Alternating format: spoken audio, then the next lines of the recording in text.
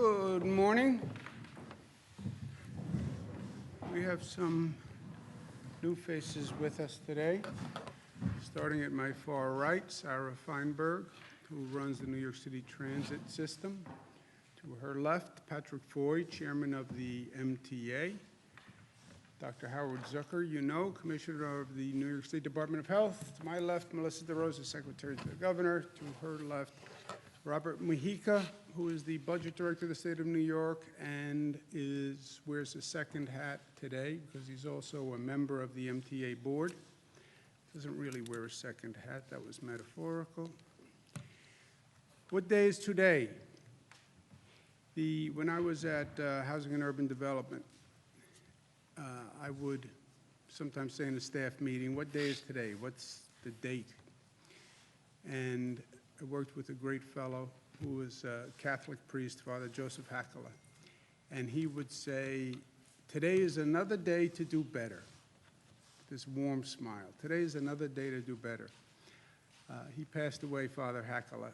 I have his picture in my room, and I was thinking about him last night. Today's another day to do better. It's another day to improve. It's another day to be better, to make life better, to be better at helping people. Today's another day, another opportunity God gave us. Hospitalizations are down. Good news. Net change in total hospitalizations down. Good news. Net change in intubations down. Good news. New COVID cases slightly down, 933, but still unacceptable, but down from where it was. Number of lives lost, still terrible, 306. Optimists would say the number's on the decline. Realists would say that's a tremendous amount of pain and grief for hundreds and hundreds of New Yorkers who lost a loved one. Big question everyone is asking, reopening, when, how, where? I've said from day one on this situation, we have to be smart. We're at a place we've never been before. Emotions run high. Be smart, follow numbers, follow data, talk to experts. Don't get political. Even in this election year, even at this partisan time in this country where everything is political and everything is polarized, not now. And respond to facts and data and experts, not to emotion, which also runs very high right now. If we do this right, it is a science reopening. It's not a political exercise, it is a science. It can be based on numbers and data. And that is true. Everybody wants to reopen. Caveat is, reopen, but don't reopen in a way that increases the spread of the virus, doesn't increase the rate of the spread of the virus. Well, how do you know that? You can test. You can get numbers, test, get a sample and see what's happening. You know that if the rate of transmission goes over 1.1, you are in an outbreak, you're in an epidemic. So you don't have to guess. It's not what it feels like. Get the numbers, do the testing, get the numbers, rely on the numbers. The second fact you have to deal with as a science in this formula, do you have the hospital capacity available if that rate of infection increases? Don't go above 70% capacity, so you have a 30% buffer, so we don't wind up in the same mad scramble that we were in last time. Make sure you have ICU beds with the 30% capacity, and make sure you have enough equipment. We're not going to go through who has a mask, who has a gown, who knows someone in China. Let's have at least a 30-day supply of stockpiled equipment, ventilators, masks, gowns, gloves, etc. They are facts, it's science, it's data. Then what's testing? Testing, then you trace, then you isolate, and that remains the the key to controlling the rate of infection. The testing is how you monitor the rate of infection. What's happening to the rate as you increase the economy, the economic activity? I will take a test, and we'll test enough people so we have enough data to make a decision. We're increasing the number of tests. It's hard. Nobody's done it on this scale before. There's been a lot of back and forth. Met with the federal government, met with the president. We have now a partnership in how to do testing. We're ramping up testing. We're moving very quickly in this state. We do more tests in this state than in any other state in the United States. We do more testing in this state than any country on the globe per capita, so we're doing it well. We're doing it aggressively. We've increased from about 20,000 tests to about 30,000 tests per day, and we're still ramping up, and that's good. More to do on testing and more to talk about on testing, but not today. Today we're going to talk about tracing, which is the second step after testing, right? You test, you now know what's happening on the infection rate. You can gauge your decisions based on that infection rate. Second step is trace those people who came up positive. All right, you tested, you have the data, you can adjust the opening valve, reopening valve. Now you trace. When you get a positive, you talk to that person and trace back who they have been in contact with.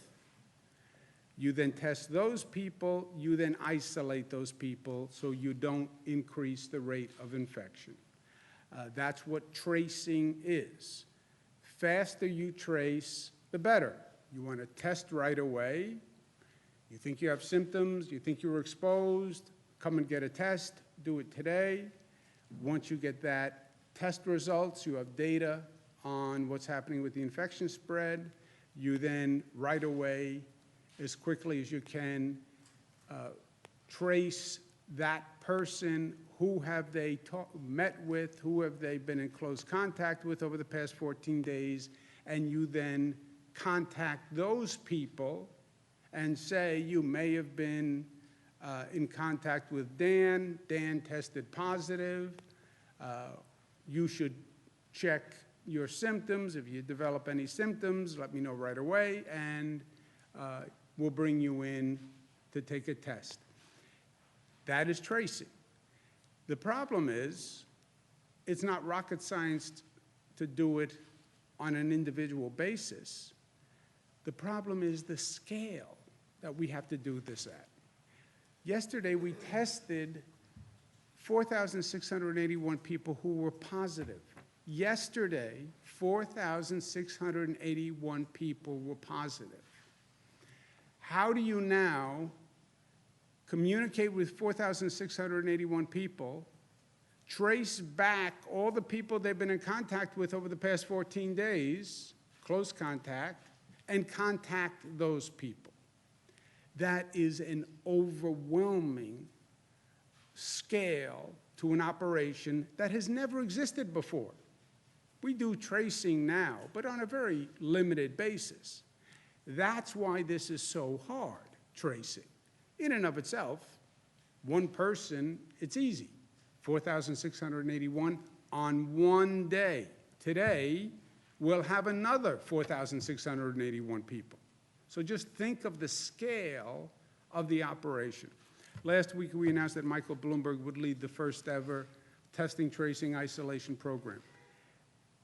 Figure out how many people, how to train them, what technology, how do we do this? And it's of a scale never been done before, and by the way, we need it tomorrow. There is no time to go get a university to do a study and a blueprint and then put a plan together. We need it tomorrow because we're literally doing it right now. We're doing the testing. We're coming up to scale on the testing. You need the tracing to come up to scale to meet what we're doing on testing. The estimate so far is you need 30 contact tracers for every 100,000 people who are in the affected area. Statewide, that would be about 6,400 to 17,000 tracers, depending on what happens on the testing rate. The more people test positive, the more tracers. The less people test positive, the less tracers you need. So these things are all linked, right? The better you do at reducing the spread of the virus, the fewer people test positive, and the fewer people you need to trace back. But it will require, under any estimate, a tracing army to come up to scale very, very quickly. And Mayor Bloomberg has put together a great team who's going to work on this. He has great talent in his Bloomberg Philanthropy, Johns Hopkins University, working together with the New York State Department of Health. This is that undertaking, and it is massive, and that's why bringing in a person with the talent of Mayor Bloomberg and the experience of Mayor Bloomberg to do this is essential. Where do you get the Army? Well, we have Department of Health employees all across the state. Counties have them, cities have them, the state has them. We'll marshal those employees. You also have a lot of government employees who are at home now getting paid but are not working. What government employees who are now existing, city, state, county, can we deploy to become tracers and then train them, et cetera? After you go through all of that, if you don't have enough, you're going to have to hire people. And then you have to train them right away, because nobody's done this before. They're going to need help. They're going to need technology. They're going to need monitoring. They're going to have to be tested before they can do this. So it's a massive undertaking. And that's why Mayor Bloomberg's involvement and his generosity here is so important.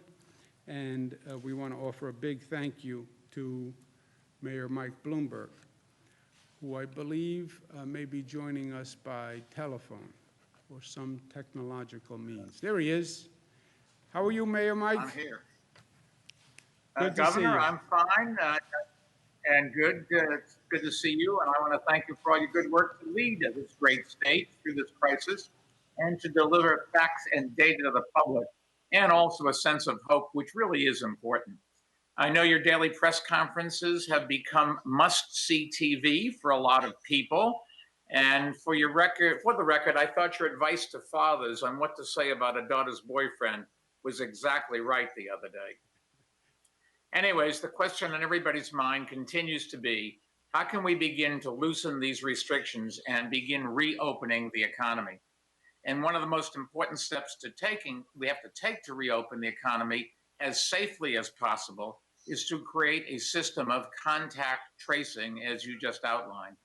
When social distancing is relaxed, contact tracing is our best hope for isolating the virus when it appears and keeping it isolated.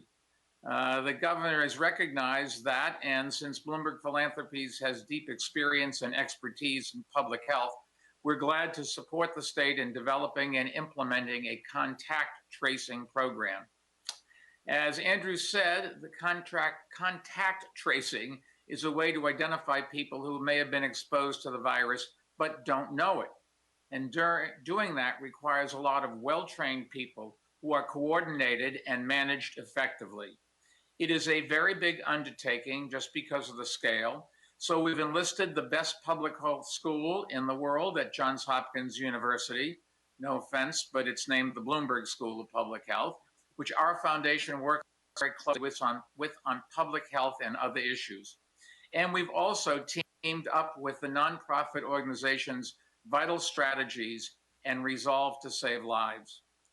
Now, to get the contact tracing program up and running a lot has to happen first, and hiring, training, deploying, and managing a small army of New Yorkers, as the governor said, is really the great challenge.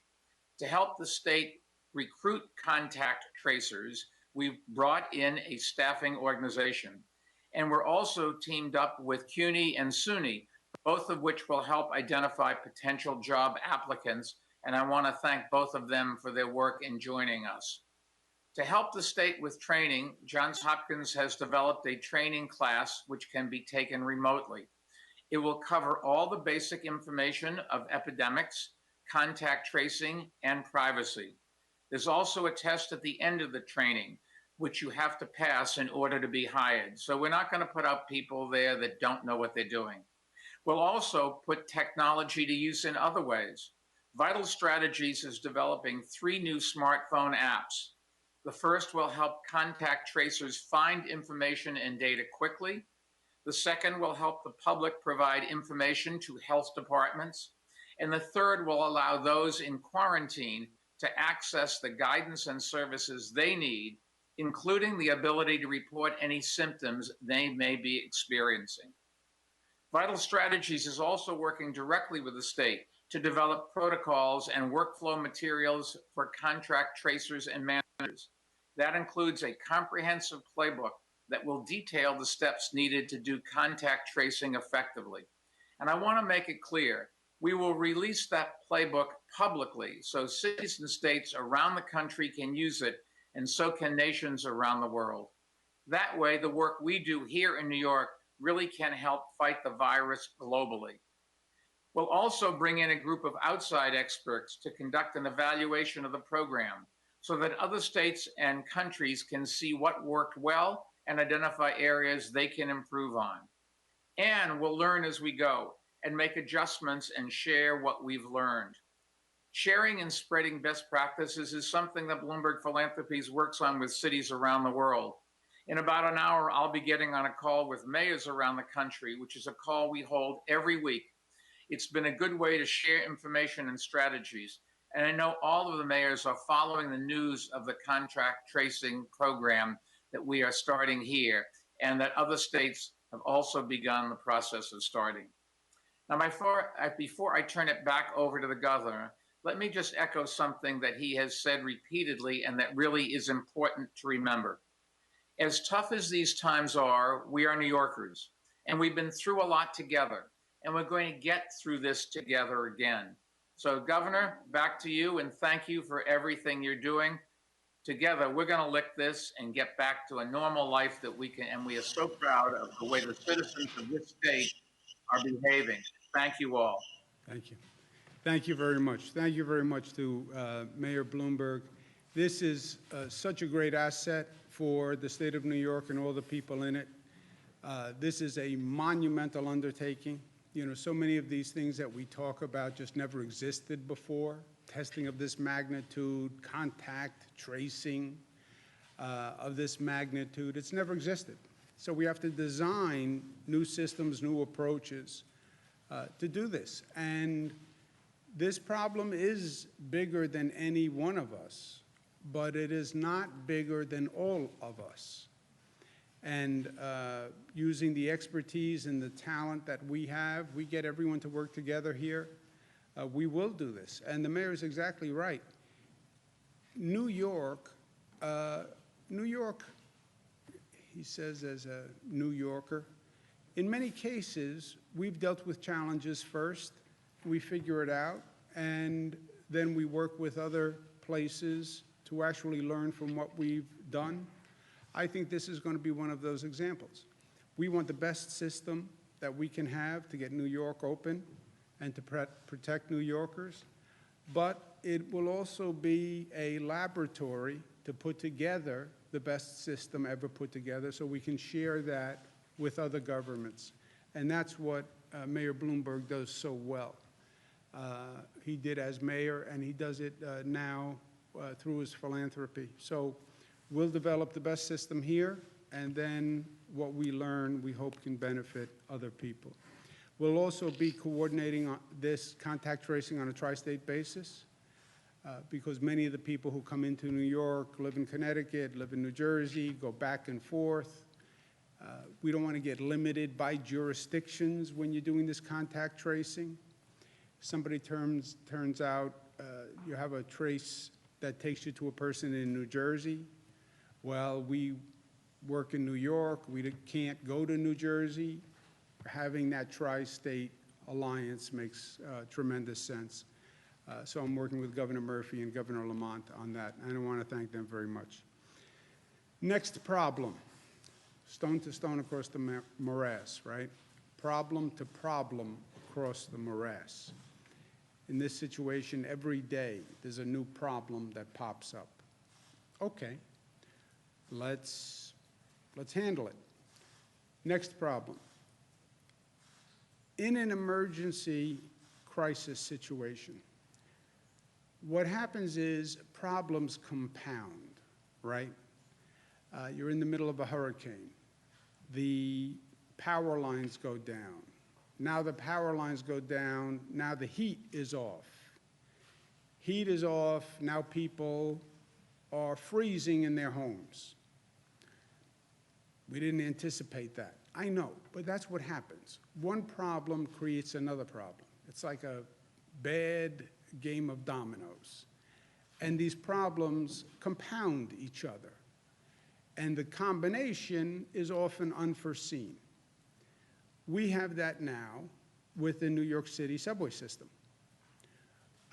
Daily News did a front page story which crystallized it, but it had been happening for weeks, and no one anticipated it.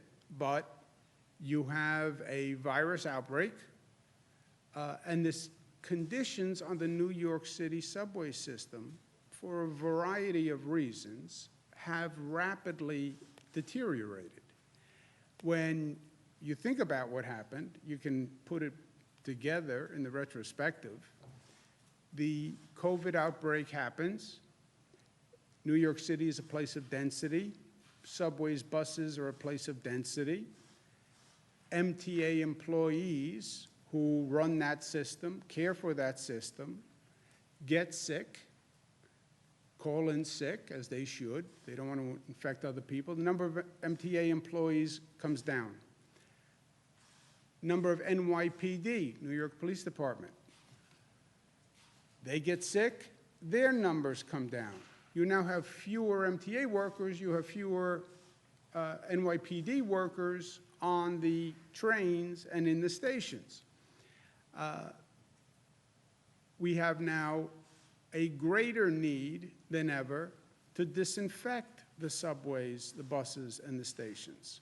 Why? Because you're in the middle of a pandemic. This is a place of density, and you have thousands and thousands of people going through these subway stations, these turnstiles, and these buses, trains, and ADA vehicles. Because MTA workers are sick, NYPD officers are sick, you have fewer people to monitor and maintain the system. And this all happens in the midst of a public health emergency. At the same time, you have more homeless people who now are on fewer trains, and you have fewer people to outreach to the homeless people. So now you put all of this together. And then, at the same time, we need our essential workers to go to work. I said the other day, I had two great nightmares from day one. Nightmare one, you did everything you did, closed down, et cetera, and you didn't stop the rate of increase of the virus. That would have been a nightmare. Can you imagine if we did all of this and we still saw that virus going up? That would have been a real problem. Second nightmare, the essential workers say, I'm not going to work. I'm not going. The transit operators, the police, the food delivery people say, it's too dangerous. I'm not going. I'm staying home too. You don't have food, you don't have power, you don't have transportation, you don't have electric. Now you see society in a really difficult situation. So we need those essential workers to go to work. I am pushing every day to get our essential workers to go to work, even though they see a lot of their colleagues getting ill. You need those nurses, you need those doctors in very difficult circumstances. That's why I say they are the heroes of today, all the essential workers. How do our essential workers get to work? They need the public transit system. It's true in New York City, it's true all across the state. They need the buses, they need the trains, they need the subways to get to work. We need them, they need the buses, and they need the subways. And we are, as a society, me as the spokesperson for the state, I'm saying to them every day, I need you to do this. I know it's hard, but I need you to do it. Okay, we need them to do it, but what is our obligation? Our obligation is to make sure we're doing everything we can do to keep them safe, right? That's my personal obligation, and it's the collective obligation. You want them to be there to deliver the food. What's your obligation is to do everything you can do to make sure that they are safe while they're doing it. The MTA understood where we were with this global pandemic. They stepped up operations and were cleaning trains and buses every 72 hours, which is an amazing undertaking when you think about it, to clean all those buses and trains every 72 hours. But we know the virus can live for hours or even days on a surface, which means if somebody positive walks onto a train this morning, that virus can be there tomorrow and the next day. That then changes the whole focus of the problem. You want to honor the essential workers. Thank you, thank you, thank you. We'll fly airplanes. We'll have public demonstrations of gratitude. Yeah, even better than that is what you do and how you act. And let's make sure that we're doing everything we can. Let's clean, disinfect those trucks, those buses and trains every 24 hours. Why? Because that's the way we best protect the health of our essential workers, which makes sense if you want the essential workers to continue to come to work. It makes sense if you don't want the infection rate to go up in your society. It makes sense if you don't want the essential workers to get sick. And again, it is our obligation as human beings to reciprocate and make sure we're doing everything we can. Now, to say disinfect every train every 24 hours is just a task that nobody has ever imagined before, okay? I would wager in the history of public transportation in this nation, you never had a challenge of disinfecting every train every 24 hours. Disinfect, how do you even disinfect a train? You know, we clean trains, but how do you disinfect? This is a whole new process. These are new chemicals. This is new equipment for workers. It's new methods. Just think about it. You have to disinfect every place that a hand could touch on a subway car. Every rail, every pole, every door, wherever a hand could touch, or coughing, sneezing, wherever droplets could land, right? So you have to disinfect that entire interior of the car. And then you have to disinfect the stations, the handrails, everything that people could be touching. It is a massive undertaking that we've never done before. But that is the right thing to do.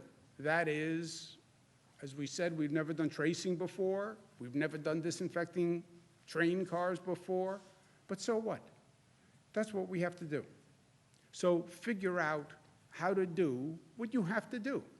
And this is what we have to do. And I challenged the MTA to come up with a plan. They came up with a plan. They can disinfect all trains and buses every night. It can best be done by stopping train service from 1 a.m. to 5 a.m. every night during the pandemic so they can actually perform this service. Now, remember the context that we're in this pandemic. Ridership is down 92%. 1 to 5 are these slow hours, 1 a.m. to 5 a.m. It's the lowest ridership. Estimate is about 10,000 people ride the system overall during that period of time. So the MTA will launch what they call the Essential Connector Program. They'll have buses, dollar vans, and if necessary, will provide for-hire vehicles to transport a person, the Uber, the Lyft, the via vehicles, at no cost to the essential worker during those hours to provide transport. So people who need transportation during 1 a.m. and 5 a.m. can have it, will have it, even to the extent of a for-hire vehicle paid for by the MTA. Remember, 1 a.m. to 5 a.m., we don't have bars open, we don't have restaurants open, so you don't have a lot of traffic that you would normally have. You do have essential workers who are using our trains and subways, and they will have transportation during that period of time. This is going to be one of the most aggressive, creative, challenging undertakings that the MTA has done. It's going to require the MTA, the state, the city, the NYPD to all work together. It's not that easy to stop train service. You have to close down stations. You have to make sure people don't walk in. Then you have to figure out how to clean all these trains and all these stations. I've consulted with the elected officials on the MTA's recommendation, and we all agree to accept the plan on the Essential Connector Program. The MTA is undertaking something that people would have said was virtually impossible. Trains and buses will be disinfected daily. Service will continue. The MTA will also disinfect the fleet on the the Metro North and the Long Island Railroad, which is what goes out to Long Island, goes to the northern suburbs. They can do that without any disruption in service because of the volume of ridership, et cetera. So just think about it. The entire public transit system in downstate New York will be disinfected every 24 hours. This is a joint MTA state-city partnership. We are doing a lot of things here that we've never done before, and I am never one to shy away from a challenge. I don't believe government has that option. I'm never one to say, well, that's just too much, too hard, too ambitious. We can do it. I believe we can do it. I believe we can do anything. I believe we can build bridges. I believe we can build airports. I believe we can defeat global pandemics. But this is as ambitious as anything that we've ever undertaken. And it's going to require a lot of extraordinary service and effort from multiple agencies all working together. The MTA has stepped up by recommending this plan. The state will do whatever it has to do. Big part of this falls to the city, and I've spoken to Mayor de Blasio. It's going to require a lot of assistance from the NYPD. It's going to require a lot of assistance from different city agencies. Again, close down every station, close down the trains. We've never been here before. And I guarantee another 10 things come up when we go to do this that are also unanticipated consequences. So the mayor is really stepping up to the plate here and is doing something that no mayor has ever attempted to do before. We'll all do our part. We'll all work together. But it's a heck of an undertaking for the mayor, and I applaud him for his ambition here in stepping up and taking this on. You know, it's always easier to just say no. It's always easier to say we can't do it, because when you say we will try to do it, now you're changing things, and whenever you change, there's opposition. Every time. So it's always easier just to stay status quo. It's always easier not to risk, to be, not to try to raise the bar, because maybe you can't do it, maybe there will be problems. So it's easier just to say no. It's easier to say, this is all we can do, it's impossible. That's not what the mayor is doing here. The mayor is stepping up, and he's stepping up in a big way. And I want to applaud him for it. And I think we have the mayor who is on the telephone or some electronic means. There he is. Mayor Bill de How you Blasio. doing? Welcome to Albany. Governor, it's a pleasure to be with you. Governor, I want to end that last point you made about all of us together, doing something different, doing something necessary, and being willing together to go someplace we've never been before. You and I have talked about this kind of idea a lot over the years. You know, I think when we first met each other, the word disruption was considered a bad thing. In recent years, it's taken on a very positive connotation that when we disrupt something that isn't working or has been thought about in a very narrow way and we go someplace new and better, that's a positive. And I think what we're talking about today is exactly that. And I commend you and everyone at the MTA. And I want to talk about why I think this plan is so important in terms of our essential workers, our first responders, our healthcare heroes, why I think it's so important in terms of also addressing homelessness in a new and powerful way. But I first want to say, I want to express my appreciation along with you, really appreciate back on one of your previous topics, the contact tracing, really appreciate that my predecessor, Michael Bloomberg, is stepping up in such a big way for New York City and New York State. And the contact tracing, the test and trace approach is going to change everything. You and I are united in that as well, the aggressive approach. In fact, Governor, New York City right now is hiring 1,000 contact tracers with healthcare background to supercharge this effort. And I think we are going to be able to show this country a model that's going to be extraordinarily effective in beating back this disease. So I look forward to that partnership as well. But right here on the issue of the MTA, we've all been thrown the biggest curveball in our lives with this pandemic. But look at the consistent heroism of the healthcare workers, the first responders, the grocery store workers, the pharmacists, everyone who came forward. And Governor, I know you feel it too. It's probably the proudest moment we've had as public servants in this state, in this city, watching the heroism of these New Yorkers who have stepped up.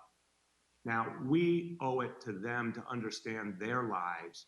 And the notion that they have a daily routine where they go into battle, they go toward the danger, they go where the infection is, which so many people couldn't even imagine, but that's what these heroes are doing.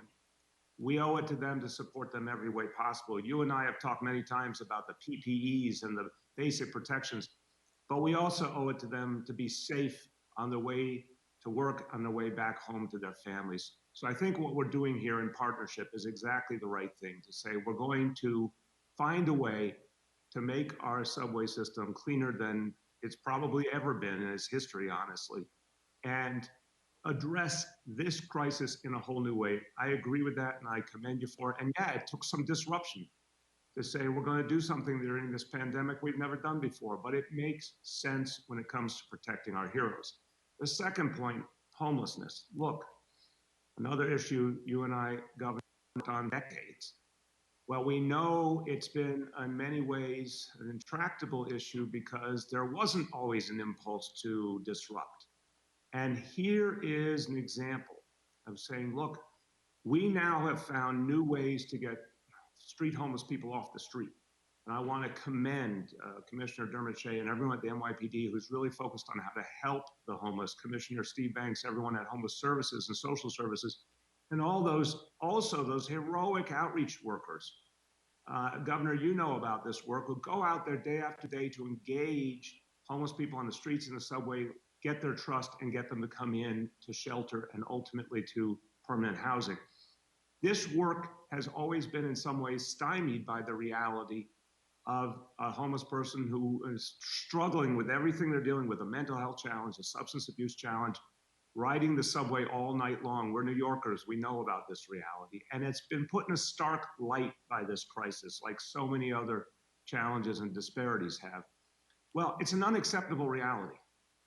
And this new plan will disrupt that unacceptable reality and allow us to actually get help to people more effectively.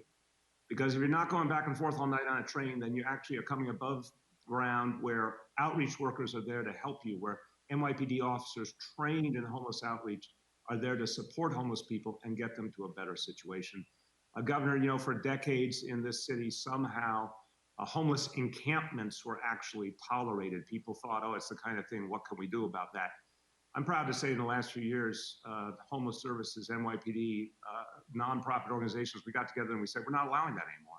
We shut them down and we found it actually helped us to get the homeless to the help they need. This is another example of that. So I want to let you know that as we all talked about this idea, and I commend you, your team in Albany, and obviously the team at the MTA, Pat Foy, Sarah Feinberg, it's been a very productive conversation these last few days. And what I think we've come to together is that, yeah, we're going to do something unprecedented.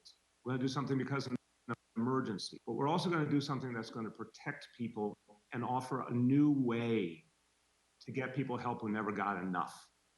And so, Governor, thank you. I think this is a partnership. You're right. It's not going to be easy. No one said it was going to be easy, but you have my full commitment, the commitment of the city, the commitment of the NYPD, and all of our agencies. We're going to make this work together. And we're going to be able to look back and say, we did something that actually changed people's lives for the better. And as long as it takes, we're going to stand with you and get this done. Thank you. Thank you very much. Thank you very much, Mayor de Blasio. Mayor made a lot of good points. You're right, Bill. Nobody ever said it was going to be easy, but nobody ever said it was going to be this hard either. And I think the mayor's point is very well taken. Look, we're doing things all across the board here that have never been done before.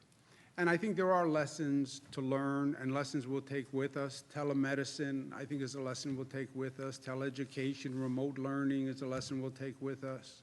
A new public health system is a lesson that we'll take with us. And I think we're going to improve and learn from this experience with the New York City transit system, because the truth is, it wasn't working well.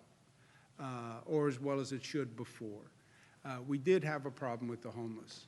And Bill is right, Mayor de Blasio is right. I've worked on it all my life. Outreaching to homeless people is very, very hard. And getting them to come in to a place that actually provides services is very, very hard. So this can actually energize the connections with outreach workers in the homeless population. And we've never had to disinfect trains like this or buses like this, and they will be cleaner than ever before. So, global pandemic, but you live, you learn, you move on, and most importantly, you meet the challenge.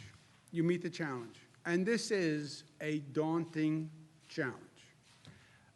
And the mayor is stepping into it with eyes wide open, and it takes guts. And it takes courage. And there'll be bumps along the way, I guarantee you. But that's where we are, and that's why we get the big bucks. But I also want to be able to say today to the essential workers, we thank you, not just with words, but with our actions. And I want you to know we're doing everything we can to keep you and your family safe. And that's what it means to say thank you. Act with gratitude. Don't just use the words, act with gratitude. They're on those trains.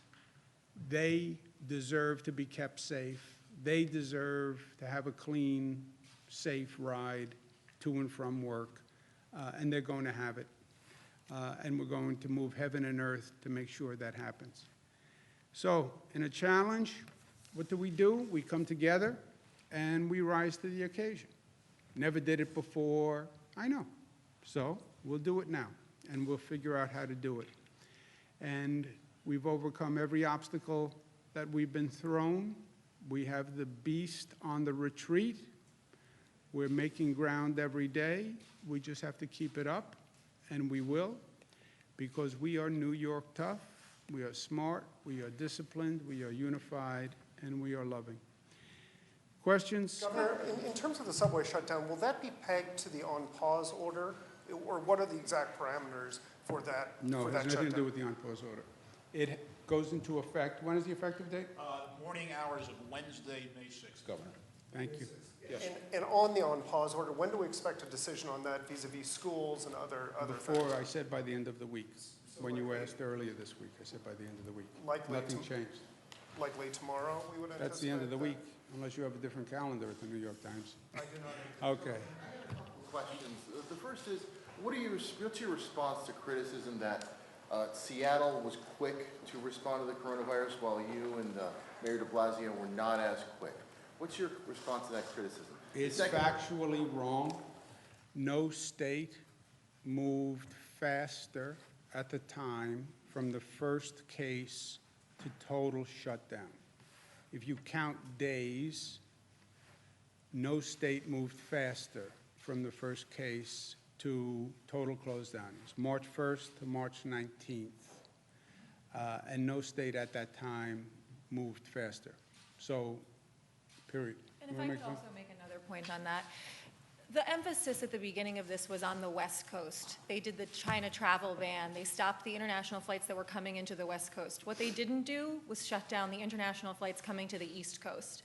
Where do the flights from Europe come? New York and Newark. Where are you seeing the problems with the cases? New York City, northern New Jersey. We now know, based on reporting from the New York Times in the last several days, there were at least 10,600 cases in New York City before we even knew of our first positive case. So while the federal government focused on the West Coast and closed down travel that was coming into the West Coast, and they had their first cases in January, and California did their shutdown on March 19th, they didn't close down travel to Europe until I think it was March 16th. We now know there were at least 10,600 cases in New York. I'm betting that number is higher. By the time we got our first positive case confirmation on March 1st, and as the governor said, we shut down fully by March 20th. And between March 1st and March 20th, we shut down schools, colleges, casinos, movie theaters, bars and restaurants. We did it on a tri-state basis and with literally zero guidance from the federal government.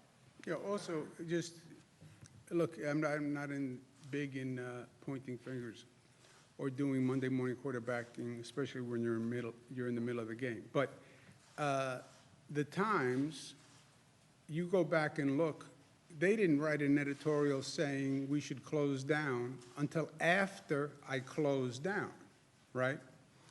The sources they quote saying, well, maybe we should have closed down earlier, after that said, there's no evidence that says close down of schools, for example, makes a difference. So, if you don't have to be consistent, then it's easy to raise a point. Okay, if you would have done the shutdown a week or two earlier, how much of a difference do you think that would have made?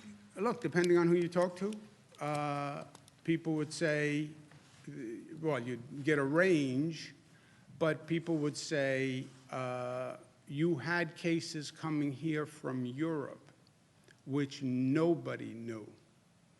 We had something like 2 million people coming from Europe because the virus went from China to Europe and then came here from Europe. Nobody saw that happening. Otherwise, you would have done a Europe travel ban when you did a China travel ban. Just nobody saw that coming. And if you rewind the tape, then I would go back to November, December, when you knew there was a virus, and who were the international watchdogs, and who were the international public health operations.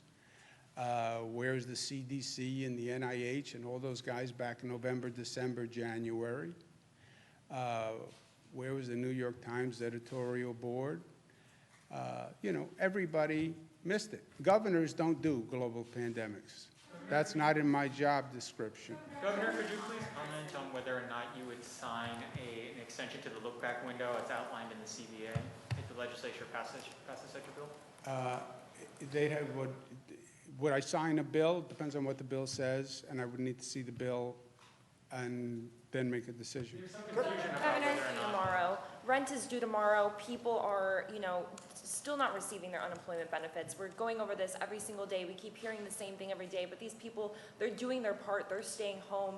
What kind of rental assistance can the state provide, and what sort of steps can the Department of Labor do to kind of help these people and move this process along faster? Yeah, we're doing everything we can to move the unemployment checks faster. Every state is dealing with this. If you look at our state's processing of checks, it's actually way ahead of what other states are doing, most other states. Also, we're still dealing with the last legislation that was just passed by the federal government that had a new program that had to be implemented. But on housing, no one can be evicted for non-payment of rent, period, end of story. You cannot be evicted for non-payment of rent. We did that by an executive order. That executive order has weeks left to run. So I'm not saying people shouldn't pay the rent. You should pay the rent if you can pay the rent. But if you can't pay the rent, you're not going to be evicted. When we get to the end of that period, then we'll have to figure out what to do, because you don't want to have a situation where nobody pays rent and then landlords start walking away from buildings either, right? That would make a bad situation worse. Now, I know the state is broke, but states like Montana, for example, they provided their, now completely different sort of scenario, but they did provide some of their residents with rental assistance. Is that something the state can do? Yeah, if I were the state of Montana, I would do that too. But we're not. We have a $13 billion deficit. Governor, do you have preliminary test results back from fire department, police department, transit workers that were done? And also a question for Dr. Zucker. Some doctors are concerned about toxic shock in children. Is there a connection between coronavirus and that? Toxic shock. Let me refer that to Dr. Zucker. So what the virus seems to affect different parts of the body. We know it affects the lungs. We also know it affects the lining of the blood vessels. What we have been seeing is that there are some children who may have an inflammation of those blood vessels, and they're developing a toxic shock-like syndrome. I've spoken to the medical directors of our major medical centers. There are a handful of kids that they've noticed. It's rare. It's been reported overseas. I've spoken to the experts across the country about this as well. Governor, in terms of the contact tracing, if someone who is tested positive for coronavirus took the subway a few days before or went to the supermarket, how do you alert, and can you alert all the people that were in either of those? You do the best you can. They call you up.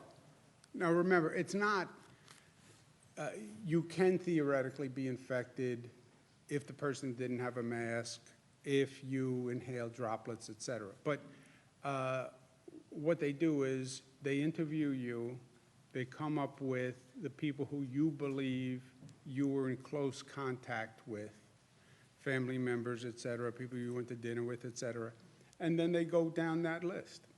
And that's why this task becomes so big so fast, right? 4,600 people yesterday test positive. You're one of those people. I call you up. Let's go over the past 2 weeks of your life. Pull out your journal and your phone and your calendar.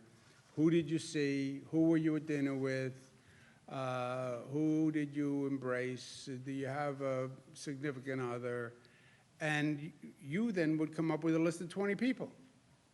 And then you have to call all those 20 people and say, by the way, you may have been infected, and let me know if there's any symptoms. Call me back. Here's my text. Go to this website. Go to this app.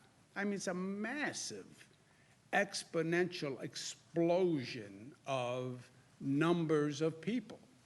And you do the best you can, because every positive you find, you then go to isolate. What does isolate mean? And that's also another tree. Isolate means you have to be isolated so you don't infect anyone else. Where do you live? Well, I live in a house and I have 4 other roommates, and I'm afraid I'm going to infect my roommates. That's a problem. We'll find a hotel that you can stay at where you'll be isolated so you don't infect your roommates, right? Or you can stay at home, my brother's case, lock him in the basement and throw away the key. But you then have to have a house where you can be isolated that way. So you then need isolation facilities for those people who need an isolation facility. So you have to identify hotels, et cetera, with a number of rooms for those isolation people. That's why none of the steps is hard. It's the volume and the scale of all of these steps taken together, getting the testing up to 40,000 tests per day.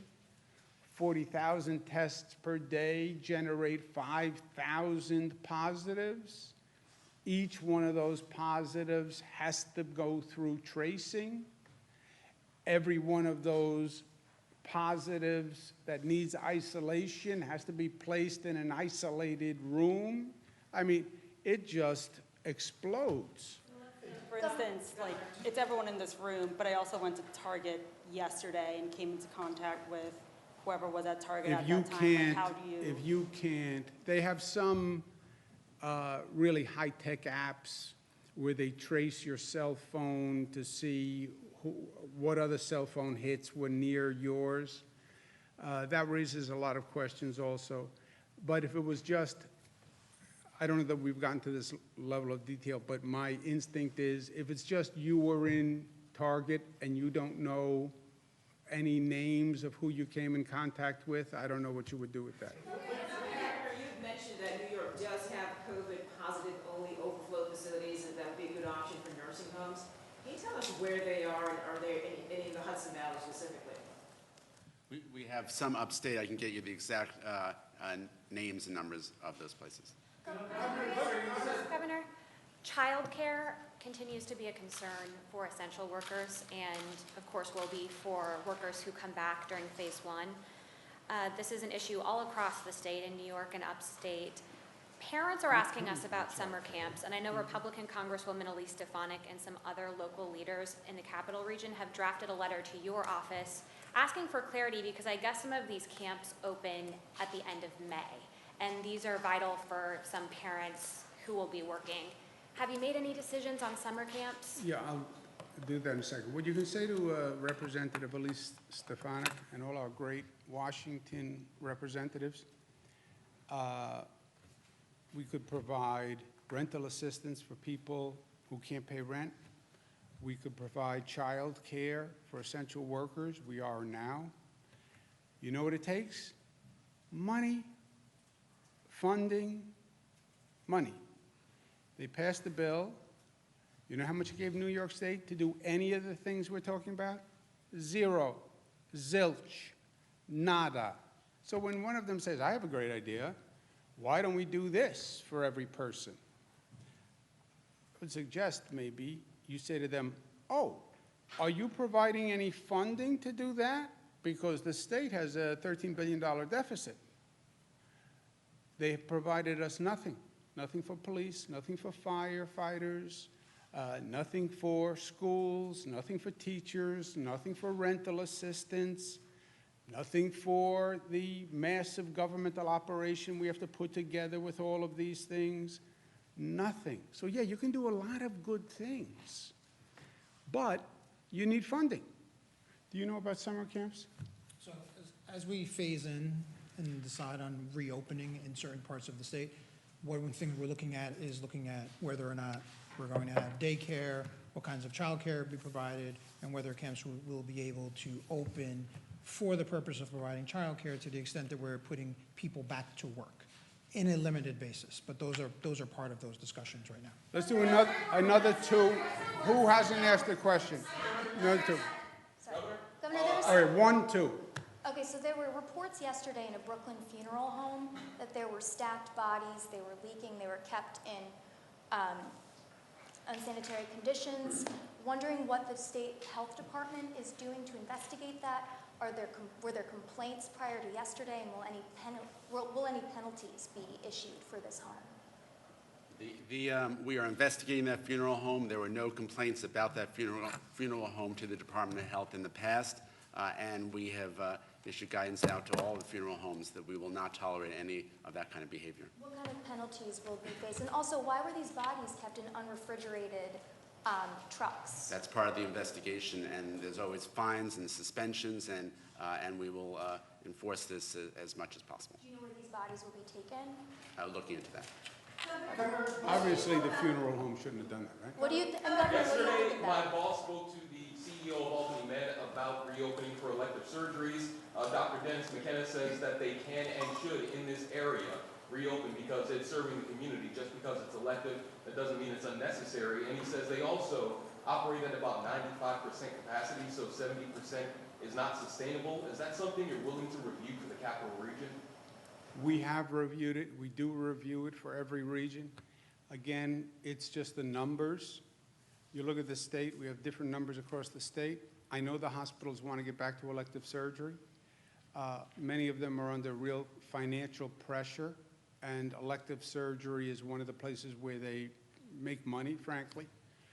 In those parts of the state where we know we have hospital capacity, then we've opened them up to elective surgery.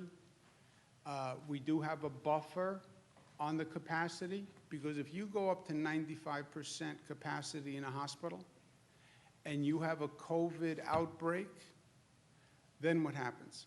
Then you're right back to where we started, which is scrambling all across the state to try to find the bed, to try to find PPE. So we have a built-in buffer. You can go up to 70%, but you have to leave 30% for a buffer in case that COVID number spikes. And remember, how do you track the COVID number? We're doing testing more than ever before, but this is an imprecise science. We're doing antibody testing, but the antibody testing actually operates on a 2-week lag. The antibody testing is telling you who got infected 2 weeks ago, right? And now has the antibodies. To have the antibodies, you had to recover from the virus. So like my brother now has the antibodies. Yeah, but it was 2 weeks. So let's not make the same mistake, or let's learn the lesson of what we went through. You need a buffer on the hospital system, and that's why we say 70 to 30. Different regions in the state are not out of the woods yet. And it's don't get cocky, right? That's a lesson in life. Don't get cocky, don't get arrogant. You still see a high number in many places, and where the number is higher, we don't want to relax the elective surgery because we may need those beds for people who are gasping for air, literally. The argument he's making is that if you neglect these other needs that they have, you could be delaying or further exacerbating other medical issues that are not being addressed because there's no hospital in this area except for in Saratoga County who is doing elective procedures. Yeah, well, worst case scenario, you go to Saratoga County if you really have to go now.